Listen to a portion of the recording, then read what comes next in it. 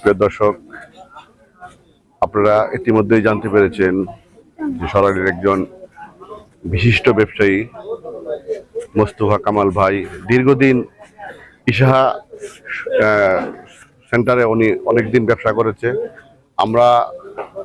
আমি আসলে ব্যক্তিগতভাবে ওনাকে খুব কাছ থেকে চিনি, কিন্তু ওনাকে এই গত রাত্রে নির্মমভাবে ওনাকে সন্ত্রাসী বা চোর ডাকাত, এখন আমরা শনাক্ত করতে পারি নাই, তাকে হত্যা করা হয়েছে। তাকে এই কঠিনভাবে হত্যা করা হয়েছে, যেটা আমি আসলে বিশ্লেষণ করা এখন সম্ভব না। তার রক্ত দেখে আসলে এখনো আমি শিউরে উঠছি। শুধু আইন শৃঙ্খলা মিটিং অফিসে আদালতে করা হয়, এটা বাইরে কোনো কার্যকারিতা নাই। সরাইলের প্রশাসন আসলে কতটুকু দুর্বল এখন বুঝতেছি।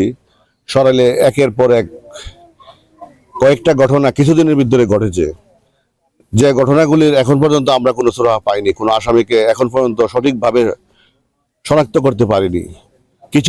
মাত্র কিছুদিন আগে 1 মাস হয় নাই এখনো, 9 বছরের একটি শিশু বাচ্চাকে নির্মমভাবে হত্যা করেছিল এই শাহবাজপুরে।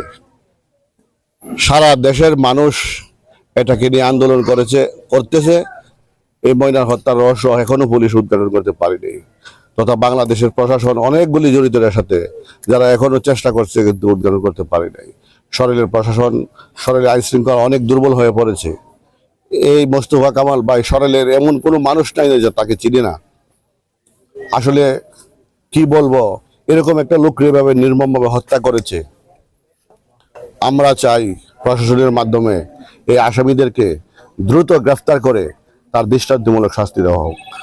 আমরা চাই এই সরাইলবাসীকে নিয়ে শান্তিতে থাকতে, সুখে সমৃদ্ধ একটি বাংলাদেশ গড়তে। এই সরাইলে অহরহ ঘটনাগুলি ঘটতেছে, এটার একটা দৃষ্টান্তমূলক বিচার না হওয়া পর্যন্ত আসলে সরাইল শান্ত হবে না। সরাইলকে যারা অশান্ত করে রেখেছে তাদেরকে আইনের আওতায় আনা হোক। মোহাম্মদ কামাল পাঠান, SNTV, সরাইল, ব্রাহ্মণবাড়িয়া।